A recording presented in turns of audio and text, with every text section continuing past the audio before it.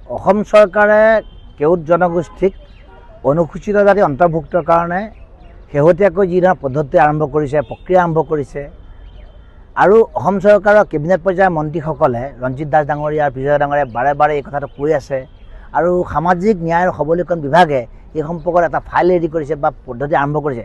এই গোটেই বিষয়টো আমি যোৱা 1 আগষ্ট তাৰিখৰ দিনা মহামান্য উচ্চতম ন্যায়ালয়লৈ আহি আমি ইয়াৰ আমাৰ আইনজ্ঞসকলক কথা বতৰা পাতি এখন ৰাজহুৱা স্বাৰ্থজড়িত আবেদন দাখিল কৰি এই কাৰ্যক বন্ধ কৰিব যায় সেই সম্পৰ্কে আমি কাম আগবঢ়াইছিলোঁ।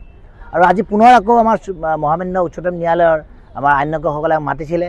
আজি ইয়াৰ যি ধৰণৰ তথ্যগত কামবিলাক আছিলে, গোটেই ৰাজহুৱা স্বাৰ্থজড়িত আবেদন বা PIL দাখিল কৰাৰ সম্পৰ্কত যি মানে কাম আছিলে এই সম্পূৰ্ণ কামবিলাক সম্পূৰ্ণ কৰা হ'ল।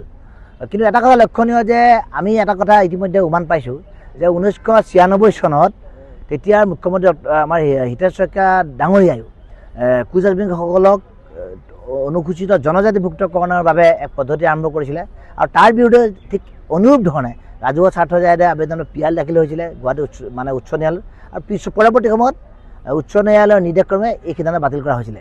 আমি আশা কৰোঁ উচ্চতম ন্যায়ালয়ত সঁচা কথা ক'ব গ'লে আজিৰ পৰা উচ্চতম ন্যায়ালয়ত কেউট সম্প্ৰদায়ক অনুসূচিভুক্তকৰণৰ গোটেই বিষয়টো আগবাঢ়িছে আৰু এই বিষয়টো অহা কাইলৈও আকৌ উচ্চতম ন্যায়ালয়ে আমাৰ মহামান্য ন্যায়াধীশৰ ডাঙৰীয়াৰ সন্মুখত আমাৰ কিছু স্পষ্টীকৰণ দিব লাগিব বা আমাৰ ষ্টেটমেণ্ট দাখিল কৰিব লাগিব। এই সম্পৰ্কে কাম আছে, গতিকে কাইলৈও আমি উচ্চতম ন্যায়ালয় আহিব লাগিব। কিন্তু এটা কথা লক্ষণীয় যে আমি যিখন আবেদন জনাইছোঁ ৰাজহুৱা স্বাৰ্থজড়িত আবেদন অৰ্থাৎ PIL, এই PILখনৰ গ্ৰহণযোগ্যতা আছে আৰু উচ্চতম ন্যায়ালয়ৰ যি মই ভাবোঁ যে পঞ্জীয়ন বিভাগ আছে তেওঁলোকে এইসমূহ গ্ৰহণ কৰিছে আৰু আইনৰ যি ধাৰা বা আইনৰ যি নীতি নিয়ম, আদালতৰ যি নীতি নিয়ম সেইমতে আগবাঢ়ি যাব। গতিকে কোনো কাৰণতে অসমৰ কেউট সম্প্ৰদায়ক অনুসূচিত জাতি অন্তৰ্ভুক্তকৰণ কৰিব দিয়া নহ'ব। চৰকাৰে যেনেকুৱা পদ্ধতিয়ে নকৰক কিয়, চৰকাৰে পদ্ধতি কি কৰিছে, নিৰ্বাচনৰ কথা বতৰাবিলাক ৰাজনৈতিক মুনাফা আদায়ৰ লক্ষ্য ৰাখিয়ে তেওঁলোকে কৰিছে। গতিকে কোনোবা ৰঞ্জিত দাস ডাঙৰীয়া বা কোনোবা ৰাজনৈতিক ব্যক্তিক সংস্থাপিত কৰাৰ বাবে কেউট সম্প্ৰদায়ক যদি অনুসূচিভুক্তকৰণ কৰি আমাৰ চিডিউল কাষ্ট মানুহক মাৰিব বিচাৰিছে এই কথা কেতিয়াও গ্ৰহণযোগ্য নহয়। সেইকাৰণে আমি অসমত ইতিমধ্যে আন্দোলন চলিয়ে আছে আৰু আমি অনুসূচিত জাতি যুৱস্থ পৰিষদেও আমাৰ জনগোষ্ঠীটোৰ বৃহৎ স্বাৰ্থত, আমাৰ জনগোষ্ঠীৰ অস্তিত্ব সুৰক্ষাৰ স্বাৰ্থত আমি উচ্চতম ন্যায়ালয়ৰ কাষলৈ আহিছোঁ।